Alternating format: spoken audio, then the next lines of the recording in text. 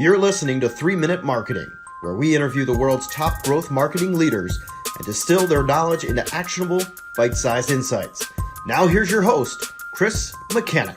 Hello, everybody. Welcome to another episode of 3 Minute Marketing. I'm your main man, Chris Mechanic. Super excited today to have Jeff Biesman on the line with us. Jeff's currently CMO at National Debt Relief, which is the #1 provider of debt relief services in the country, as well as the most trusted. But he's got a really interesting background, having started on the brand side of things. He's, many moons ago was at Sony and at Disney, spent a lot of time at Bank of America, and then kind of did this interesting transition more toward the performance side of things and the demand gen side of things, and has now, of course, ended up as CMO. But he's got some really interesting takes. I'm excited to talk to him. Jeff, welcome to the show. Chris, thank you. It's awesome to be here. I've listened to your podcast many times, and it's awesome to be in the seat this time instead of just being a listener. So great to be here. Absolutely. So I've got a question geared up for you.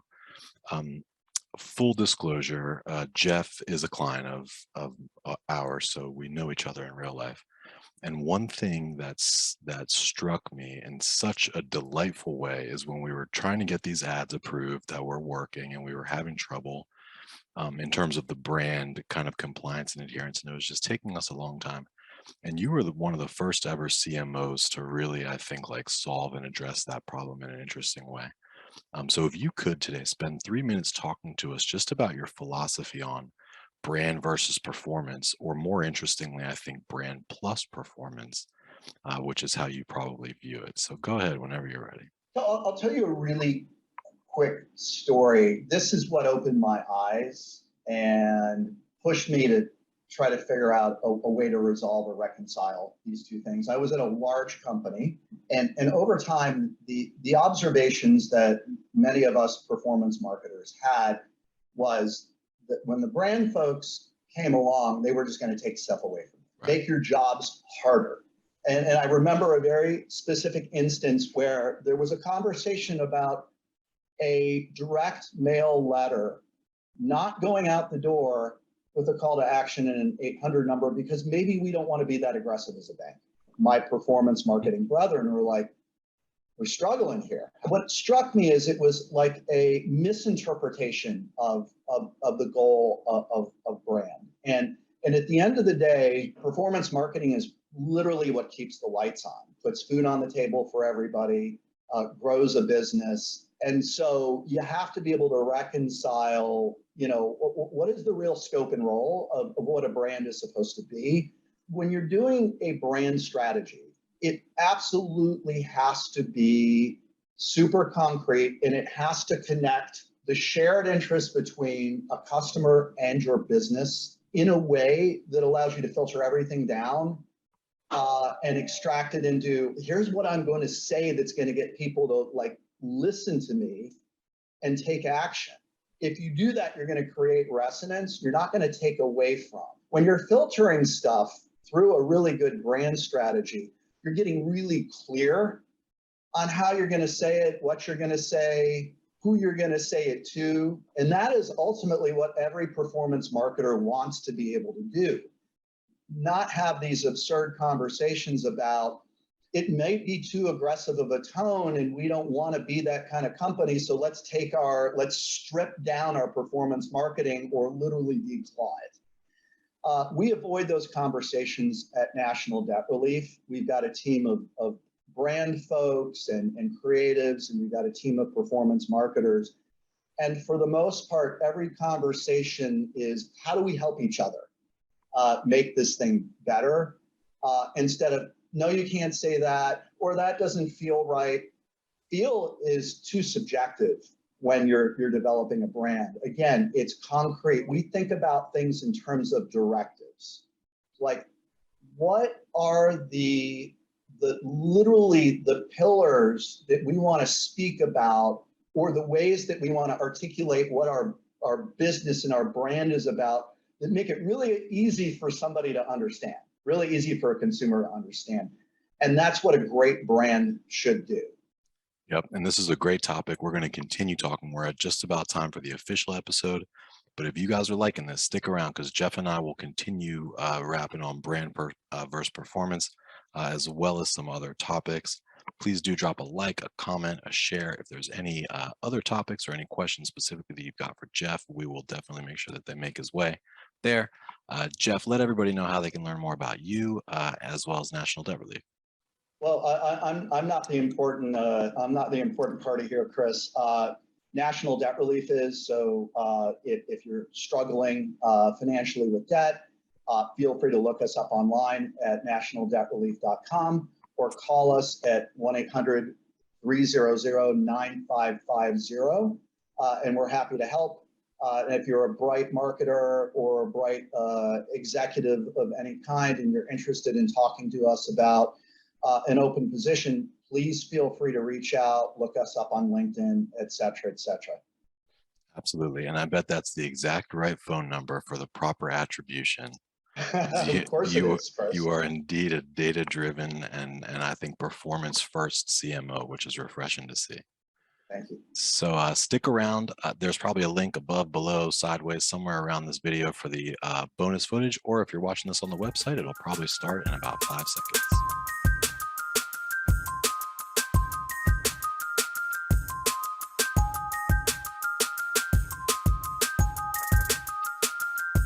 I want to drill a little bit deeper into ways that brand can actually emphasize and enhance, especially in terms of like some of the newer media channels and the newer media outlets. So, and you've had a really interesting way. The way that I interpreted what you said to us was basically, unless it breaks the brand rules, like there's certain unbreakable rules that we can't do. But like including a call to action is not one of them, right? Yep. So I guess, is that the way that you think of it? Like, do you think of brand as like, okay, we've got to operate within these guidelines because they're important to what we believe in and who we actually are and how we want to go to market. But in terms of the specific color and the specific font and stuff, like, if it's better to use the native ad building tools on TikTok, like let's just use those. That is absolutely right. The way I think about it and the way I believe our team at NDR thinks about it is it's performance marketing first, and things that are endemic to whatever channel. Let's just take paid social and Facebook. Those need to be resident in your ads, in your campaign, or it's never going to work, right? Period. And so we don't really have those kinds of conversations. In fact, I'm not a huge soccer fan, but I'll use a soccer metaphor. I'll pull the yellow card or the red card at that point and say, time out, we're not talking about this stuff now. Yeah. This has to live or die based on the basic principles in the channel. And that's hearing like, well, that doesn't feel like us isn't good enough. Yeah. What I look at is like the brand is going to do two things. It's going to inform and enhance and make better because you're now super clear, right? Yeah. And then there's just basic stuff that I'd call more compliance and like, you never do this anyway. We're never going to do bait and switch and unfair and deceptive advertising practices and say something that is truly disingenuous that we can't live up to. And so that's not even like a real brand strategy. That's just basic business, right?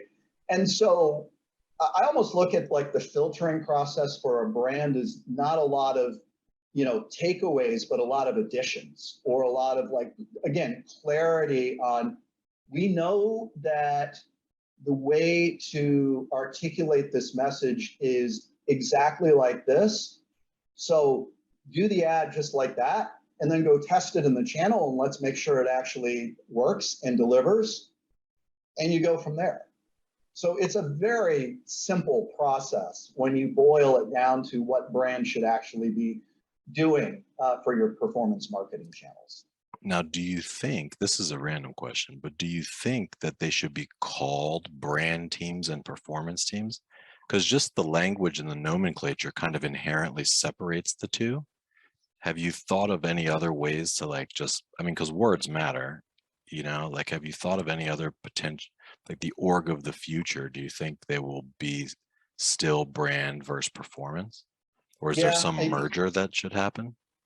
maybe not. There is definitely a merger on our team at NDR. We have folks that are stewards for the brand that are actually working on performance marketing. It's very deliberate, right?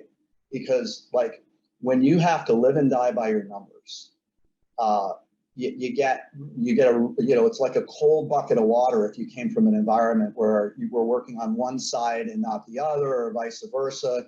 And now you have to reconcile the two. And so it's literally a forcing function for the team to not get put into one camp or the other, or not think one way and not the other.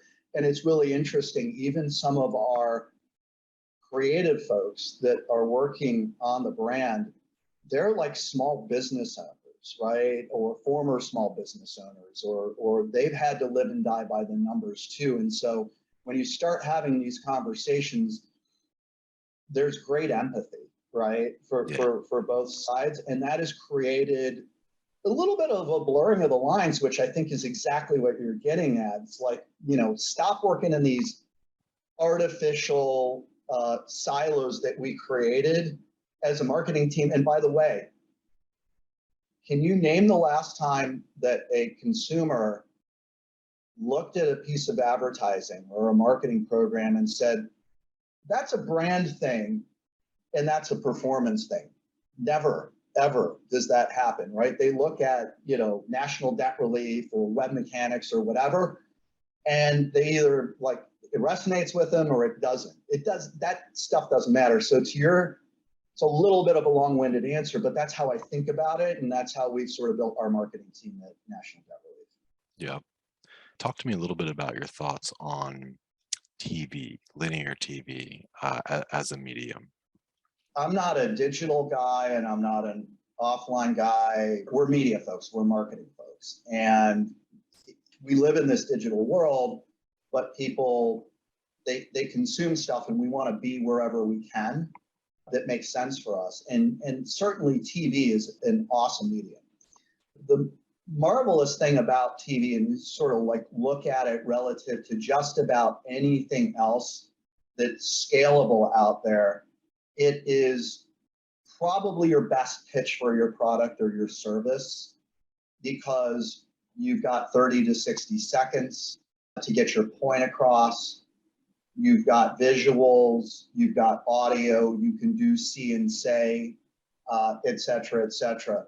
And so these large broadcast mediums have somewhat been forgotten by some digital first marketing organizations, but they provide this really amazing halo, right? And stuff happens when you get to significant scale in some of this broadcast media, like you start to see your Facebook advertising work better, right? Your sales conversations might actually get shorter because the person that's on the other end of the phone now understands your business and your product, and perhaps you build a little bit more credibility and trust and things like that. So it takes a tremendous amount of effort. It's not for the faint of heart. And it's not as easy as, flipping the switch to do pay-per-click. Not saying that's easy either, but making an investment in like broadcast performance media takes a lot of effort. But when done right, it can be very, very beneficial for your organization. Yeah, absolutely. I mean, I can tell you firsthand that brands that have made that investment in the awareness building, in that more broadcast media, you stand up a pay-per-click campaign for them, and it's quite a bit more profitable than a brand that has no awareness whatsoever. Like it's quite easy to run ads for Amazon, for instance, versus, Joe Schmo e-tailer. That's absolutely right, Chris. Yeah. So, but I'm curious for the listeners out there that are with like more emerging brands that don't have a whole lot of general brand awareness. I think everybody would agree that it's absolutely a major benefit and a magnifier to any direct response campaign. just to simply to be known. And it's like, okay, I've heard of them. They must be legit. But how do you think about like the ROI equation on some of those channels that may take longer to produce fruit? Yeah, you're probably not going to love the answer, but the answer is complicated, right? Okay. We live right now for the most part, and kudos to all of you that have developed a fine-tuned multi-touch attribution model. But for the rest of you, you live in the world of first click or first touch, last touch, something like that, right? And it's like super concrete and finite. I ran an ad, somebody clicked on the ad, they visited my website, they purchased, they filled out a lead form, a pixel fired, boom, right? Yeah. And all of your offline media, for the most part, aside from having like a phone number on the screen or in your direct mail piece, doesn't exactly work like that. And so it's, suffice to say, a significant amount of modeling and analytical work to get there. And again, it's not for the faint of heart. It requires time. It requires big budgets. I'm not trying to dissuade anybody. I'm just trying to say, you got to know what you're getting yourself into. But if you do it right, it can be, to your point, Chris, massively beneficial. Absolutely. Yeah. So there's no way to dip a toe in the way that you might in PPC or Not, Facebook. not, not exactly. And, look, test budgets are, everybody's like appetite for how much money they want to spend to learn if something is going to work is different. But there's probably not a marketing channel out there, when you really think about it, that's going to require a larger investment and more time to figure out than something like TV advertising, right? Yeah. And so, it's not just the media cost, right? It's creative costs. You got to, you got to figure out what you're going to say, and you got to, go out and actually shoot spots, and that whole process in and of itself is costly and time consuming. And so there are a lot of big bets you need to make as a company. And so if you've got a nascent brand or a nascent business, I'd say go nail your as many lower cost entry or lower barrier of entry digital channels as possible, get growth and get scale, and then start worrying about or thinking about these bigger channels where it's, again, high risk, high reward, right? Yeah. And Yeah. that's how I think you need to go about it. If you're like, hey, we got a little sign of life in Facebook and a little sign of life in paid search, and now we want to go spend $500,000 testing TV, probably not the best idea. Right. Cool. Well, I know we're just about time here. If you're liking this, please drop us a like, a comment, thumbs up, or share with a friend. If you want to learn more about Jeff or National Debt Relief or any of the other awesome feats that Jeff has achieved throughout, you can check out nationaldebtrelief.com and or Jeff Biesman on LinkedIn. One last question for you, Jeff, real quick, if you would indulge me. Absolutely. For the large org that might be listening that is struggling with that friction between brand and performance, what's like one or two things that they could do to just move in the direction of kind of integrating those two functions so that they're additive to each other? Yeah.